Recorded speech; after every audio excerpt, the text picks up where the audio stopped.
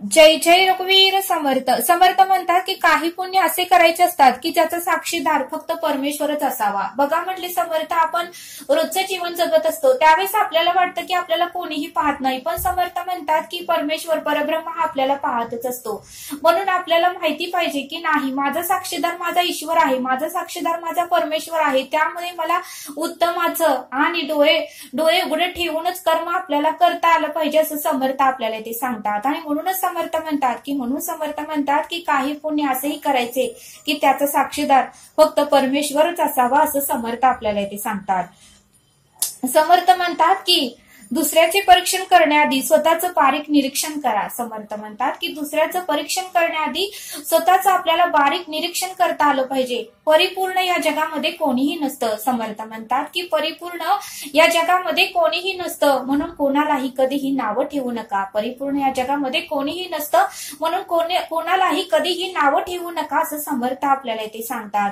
आणि म्हणून समर्थ म्हणतात की फक्त आपल्यावर आणि परब्रह्मावर विश्वास पाहिजे. आपण जे काही काम करतो त्याच्यामध्ये आपल्याला सातत्य पाहिजे आणि ते काम आपण विश्वासाने आणि मनापासून केलं तर त्यामध्ये आपल्याला यश हे नक्कीच येतं असं समर्थ आपल्याला ते सांगतात.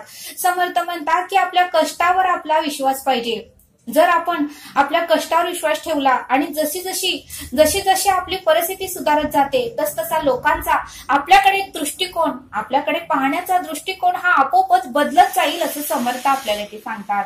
आणि म्हणून समर्थ म्हणतात की आपल्या कष्टावर आपला विश्वास पाहिजे. जशी आपली परिस्थिती सुधारते तसं लोकांचा आपल्याकडे पाहण्याचा दृष्टिकोनही बदलत असतो असं समर्थ आपल्याला ते सांगतात.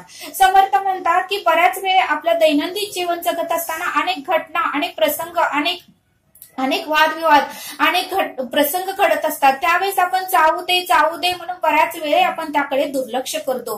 मग मात्र एवढं काही त्यावेळेस मात्र आपल्याकडे एवढा त्रास होतो त्या गोष्टीचा की मग एक दिवस तो संताप आपल्यातून निघतो असं समर्थ आपल्याला ते सांगतात. बघा, एखादी समोरची व्यक्ती आपल्याला काही ना काही नेहमी बोलत असते, पण आपण म्हणतो की कुठं तोंडाला तोंड द्यायचं, शांत बसायचं, कारण हे तोंड वजाचं चिन्ह. आपण जर बोलत राहिलो तर आपली पुण्याही वजा होते, म्हणून आपण जाऊ दे म्हणतो. प्रत्येक वेळी आपण जाऊ दे म्हणून समोरच्याचं बोलणं आपण मनावर घेत नाही, पण समोरचा जर आपण शांत बसण्याचा फायदा घेत असेल, पण समर्थ म्हणतात की समोरची व्यक्ती जर आपण शांत बसण्याचा फायदा घेत असेल तर त्याच्या भाषेत उत्तर आपल्याला देता आलं पाहिजे. समोरचा जर आपण शांत बसण्याचा फायदा घेत असेल तर त्या व्यक्तीला त्याच्याच भाषेत उत्तर हे आपल्याला देता आलं पाहिजे असं समर्थ आपल्याला ते सांगतात. आणि म्हणून समर्थ म्हणतात की प्रत्येक वेळी जाऊ दे म्हणून सोडून देऊ नका.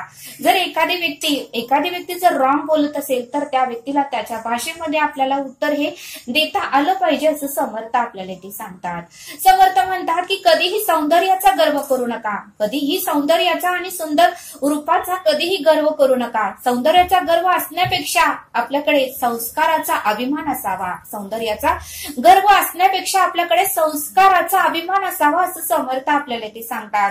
समर्थ म्हणतात की अनुभवानेच माणूस हुशार होतो, मोठा होतो, ज्ञान त्याच्याकडे वाढतो आणि तो परिपक्व होतो. जसं एखादं झाडाचं फळ हे परिपक्व होतं, अगोदर छोटं येतं, मग जरा मोठं होतं, मग कच्चं असतं आणि मग हळूहळू करत त्याचा रंग बदलतो आणि ते पिकतो आणि परिपूर्ण होतो. तसंच मनुष्याचं आहे. मनुष्यही अनुभव हा चुकीच्या निर्णयापासूनच मनुष्य हा शिकत असतो. म्हणून समर्थ म्हणतात की अनुभव फार महत्वाचा आहे. अनुभवच माणसाला हुशार बनवतो, मोठं बनवतो. वैचारिक दृष्ट्या त्या अनुभवामुळेच त्या व्यक्तीमध्ये येतात आणि अनुभवामुळेच व्यक्तीचं ज्ञान वाढतं असं समर्थ आपल्याला ते सांगतात. म्हणून समर्थ म्हणतात की अनुभव हे चुकीच्या निर्णयापासूनच वाचवतो. अनुभव हा चुकीच्या निर्णयापासून वाचवतो, पण त्याहूनही मोठं सत्य हे आहे. पण समर्थ म्हणतात की त्याहूनही मोठं सत्य हे आहे की अनुभव चुकीच्या निर्णयातूनच येत असतो. अनुभव हे चुकीच्या निर्णयापासून वाचवतो, पण त्याहूनही मोठं सत्य हे आहे की अनुभव चुकीच्या निर्णयातूनच येत असतो असं समर्थ आपल्याला ते सांगतात. आणि म्हणूनच समर्थ म्हणतात की प्रत्येक व्यक्तीला अनुभव येणे हे फार गरजेचं आहे. कारण समोरची व्यक्ती, एखादी जर वयस्कर व्यक्ती समोरच्या व्यक्तीला सांगते की असं करू नको, असं केलं की तसं होईल, पण आपण त्या व्यक्तीचं ऐकत नाही. पण ज्यावेळेस आपल्याला अनुभव येतो, ज्यावेळेस आपण एखाद्या खड्ड्यात पडतो त्यावेळेस मात्र आपल्याला बरोबर अनुभव येतो असे समर्थ आपल्याला ते सांगतात. समर्थ आपल्याला एक बोध सांगतात. समर्थ म्हणतात की काही पुण्य असेही करायचे असतात की ज्याचा साक्षीदार देवाशिवाय कोणीही नसावा असं समर्थ आपल्याला ते सांगतात. बघा, एका गावामध्ये 2 संत होते आणि ते संत ते दोघंही नामस्मरण करत होते, सत्कर्म करत होते आणि त्यावेळेस मात्र दोघंही स्वतःला महान समजत होते. एकमेक साथीने कुठेही मंदिरामध्ये जायचे, गावोगाव फिरायचे, तीर्थयात्रा करायचे, नामस्मरण करायचे, पूजा यात्रा करायचे, सगळं काही करायचे. मग दोघांमध्ये नेहमी वाद होत होता की मी श्रेष्ठ आहे, मी हुशार आहे. त्यावेळेस दुसरा म्हणायचा नाही, मी श्रेष्ठ आहे, मला ज्ञान भरपूर आहे, मी हुशार आहे. असं त्या दोन्ही संतांमध्ये वाद चालू झाले. मग त्यावेळेस मात्र तेथे नारद मुनी आले आणि नारद मुनी म्हणाले की तुम्ही वाद का घालत आहात? तुमच्या वादाचं नेमकं कारण काय आहे ते मला समजावून सांगा. त्यावेळेस मात्र ते दोघंही म्हणाले की आम्ही दोघं म्हणत आहोत की मी श्रेष्ठ आहे, मी ज्ञानी आहे, मी हुशार आहे, तर दुसरा म्हणतोय की नाही, मी श्रेष्ठ आहे, मी ज्ञानी आहे, मी हुशार आहे. असं आमच्या दोघांमध्ये वाद चालू झाले आहेत. त्यामुळे कोण श्रेष्ठ आहे, कोण हुशार आहे हे आम्हालाच माहिती नाही आणि त्यामुळेच आमच्यामध्ये वाद चालू होत आहे. त्यावेळेस नारद मुनी म्हणाले ठीक आहे, हा वाद तुमच्यापैकी कोण श्रेष्ठ आहे मी एक परीक्षा घेतो आणि त्या परीक्षेमध्ये कोण उत्तीर्ण होईल तोच तुमच्यामध्ये श्रेष्ठ ठरेल. त्यावेळेस दोघांनीही परीक्षा देण्यासाठी तयार झाले आणि मग मात्र दोघांचं काम नेहमी असायचं. दोघंही तप करायचे म्हणजे नामस्मरण करायचे आणि मग देवाला भोग चढवायचे म्हणजे देवाला नैवेद्य दाखवायचे आणि मग जेवण करत होते. मग मात्र नारद मुनींनी ठरवलं, ज्यावेळेस एक संत तपासाठी बसला, नामस्मरणासाठी बसला, त्यावेळेस त्याचं जे काही हांतरायचं जे चटई असते ती चटई वगैरे नारद मुनींनी हांतरून दिली आणि त्या संतांच्या चटई खाली त्याने एक हिऱ्याची अंगठी ठेवली नारद मुनींनी. आणि मग मात्र दुसरा जो संत होता तो देवाला भोग चढवण्यासाठी गेला आणि देवाच्या तेथेही नारद मुनींनी देवाच्या पायाच्या तेथेही एक हिऱ्याची अंगठी सहजतेने ठेवून दिली. म्हणजे नारद मुनींनी त्यांनी न बघता ती गुपचूप ठेवली होती. मग मात्र गोपाल नावाचे संत हे तपाला बसले होते आणि राम नावाचे संत हे देवाचा भोग चढवण्यासाठी गेले. मग मात्र गोपाळ नावाचे संत हे नामस्मरण करत बसले आणि अचानक त्यांचं लक्ष चटई खाली गेलं आणि मग मात्र त्यांनी बघितलं तर चटई खाली एक हिऱ्याची अंगठी होती. त्यांनी पटकन ती हिऱ्याची अंगठी उचलली आणि आपल्या खिशामध्ये ठेवली आणि मग मात्र दुसरा जो राम नावाचा जो संत होता तो देवाला भोग चढवण्यासाठी गेला. देवाला पूजा आणि नैवेद्य दाखवण्यासाठी मंदिरामध्ये गेला. त्यावेळेस देवाची पूर्णपणे पूजा केली, देवाला भोग चढवला, नैवेद्य दाखवला आणि मग मात्र त्या राम नावाच्या संताला ती हिऱ्याची अंगठी देवाच्या चरणाखाली दिसली, पण त्याने दुर्लक्ष केलं. का तर आपण घ्यायचं नाही, कारण प्रत्येक आपल्या कर्माचा साक्षीदार आपला परब्रह्म आहे, ईश्वर आहे. पुण्य हे फक्त असंच करायचं की जेणेकरून आपला साक्षीदार परब्रह्म आणि ईश्वरच असेल. आपण जर हे पाप केलं तर परमेश्वर आपल्याला बघत आहे आणि आपण जर ती अंगठी नाही घेतली तर आपल्याकडून पुण्य होणार आहे. परमेश्वर ह्याचा साक्षीदार आहे, त्यामुळे ती अंगठी आपल्याला घ्यायची नाही. परधन पापाय समान आहे, त्यामुळे मी ही अंगठी घेणारच नाही. त्यामुळे राम नावाच्या संतांनी उत्तमाची पूजा अर्चा केली, आरती केली, भोग देवापुढे चढवला आणि तो मंदिराच्या बाहेर आले.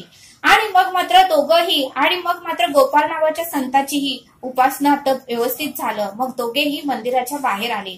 मग नारद मुनी तेथेच थांबले. नारद मुनी म्हणाले, आता तुमच्या परीक्षेचा निकाल आता होणार आहे.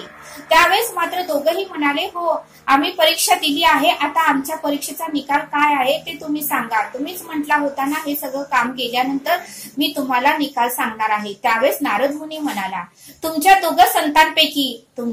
दोघाही संतांपैकी राम नावाचा संत हा परीक्षेमध्ये उत्तीर्ण झाला आहे, पास झाला आहे. त्यावेळेस मात्र राम नावाच्या संताला खूप आनंद झाला आणि मात्र गोपाळ नावाचा संत हा दुःखी झाला. तो म्हणू लागला की माझ्याकडून अशी काय चूक घडली आहे की जेणेकरून मी परीक्षेमध्ये पास झालो नाही. त्यावेळेस नारद मुनी म्हणाले की मी तुमच्या दोघांची ही परीक्षा घेतली होती. तुम्ही दोघंही आपापसामध्ये भांडत होता की कोण श्रेष्ठ आहे, कोण हुशार आहे. त्यावेळेस मात्र कोण श्रेष्ठ आहे हे पाहण्यासाठी मी आज परीक्षा घेतली. आज हिऱ्यांची अंगठी 2 अंगठ्या मी बाजारातून विकत आणल्या होत्या. एक अंगठी मी तुमच्या चटई खाली ठेवली होती ज्या ठिकाणी तुम्ही तप आणि नामस्मरण करायला बसला होता आणि दुसरी जी अंगठी आहे ती मी पांडुरंगाच्या चरणाच्या खाली ठेवली होती की जेणेकरून राम नावाचा हा संत तो तिथे भोग चढवायला जाईल. मग दोघांपैकी कोणी अंगठी घेईल तो चोर असेल आणि तो श्रेष्ठ नसेल असं मी ठरवलं होतं. मग आता बघा, राम नावाच्या संतांनी ती अंगठी बघूनही त्यांनी घेतली नाही, कारण त्याला माहिती होतं की परमेश्वर परब्रह्म सर्व काही पाहत आहे, सर्व कर्माचा साक्षीदार ईश्वर आहे. मी जर अंगठी घेतली तर चोरीचा डाग माझ्यावर पडेल आणि म्हणूनच मी ते पुण्य केलं की जेणेकरून मला आणि परब्रह्मालाच माहिती असेल असं पुण्य राम नावाच्या संतांनी केलं. पण गोपाळ नावाच्या संतांनी नारद म्हणाला की गोपाळ, तू मात्र चटई खाली मी हिरेची अंगठी ठेवली होती, तू मात्र कोणताही विचार न करता ती अंगठी घेतली आणि खिशात ठेवली. बघ बरं खिशात अंगठी आहे का? त्यावेळेस गोपाळने खिशातली अंगठी काढली आणि मग मात्र त्याने मान खाली घातली, आपलं डोकं खाली घातलं आणि मग मात्र नारद मुनींना क्षमा मागू लागले. मग मात्र नारद मुनी म्हणाले की राम नावाचा संतच हा उत्तम आहे, श्रेष्ठ आहे आणि भक्तीमध्येच तो खरा ज्ञानी आहे आणि तो हुशार आहे आणि तोच खरा भगवंताचा भक्त आहे असं नारद मुनींनी राम नावाच्या संतांचं कौतुक केलं. मग बघा म्हणले समर्थ, या बोधातून आपल्याला हे शिकायला मिळतं की बऱ्याच वेळी बऱ्याच ठिकाणी आपल्याला हे अनेक प्रसंग येतात, अनेक अनुभवातून आपल्याला जावं लागतं, अनेक वेळ प्रसंग येतो. त्यावेळेस आपल्याला अत्यंत चातुर्याने आणि अत्यंत लक्ष ठेवून उत्तमाचे कर्म करता आलं पाहिजे, कारण ज्याच्या दृष्टी खालून गेले ऐसे काहीच नाही उरले असं समर्थ आपल्याला इथे सांगतात. म्हणून समर्थ म्हणतात की काही पुण्य असेही करायचे असतात की ज्याचा साक्षीदार देवाशिवाय कोणीही नसावा असं समर्थांनी आपल्याला या बोधातून समजावून सांगितलं. तरी हा व्हिडिओ आवडल्यास सबस्क्राईब करा. भेटू या पुढील भागात. धन्यवाद. जय सद्गुरु.